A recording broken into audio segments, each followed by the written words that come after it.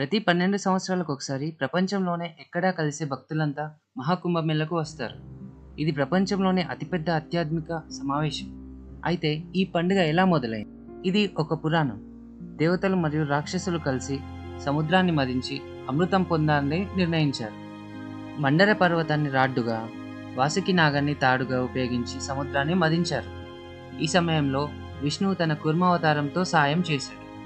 మదనం వల్ల చాలా మంచి వస్తువులు వెలుగులోకి వచ్చాయి.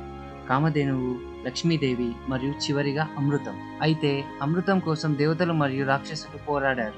విష్ణువు తన మోహిని రూపంలో వచ్చి అమృతాన్ని దేవతలకు ఇచ్చారు. ఇంతలో అమృతం కొన్ని చుక్కలు భూమిపై 4 ప్రదేశాలకు పడిపోయాయి. అవి ప్రయాగ్రాజ్, హరిద్వార్, ఉజ్జయిని, నాసిక్. ఈ అమృతం రువ్విన చోట్ల దేవతల వరం పొందడానికి, పాపాల నుండి విమోచనకు, మోక్షం కోసం భక్తులు నదుల్లో స్నానం చేస్తారు. ఈ సందర్భంలో జరిగే పండుగే కుంభమేళ. మహాకుంభమేళ కేవలం ఒక పండుగ కాదు, ఇది భక్తి, శాంతి మరియు ఆధ్యాత్మిక ప్రయాణం. ఇక్కడ మిలియన్లాది భక్తులు చేరుకొని తమ మనసుకు శాంతి పొందుతారు. ఇదే మహాకుంభమేళ పూర్వకాలం నుండి కలిగిన విశాలమైన ఆధ్యాత్మిక విశ్వాసం. మీరు కూడా ఈ పండుగలో భాగ్యస్వామ్యం కాండి.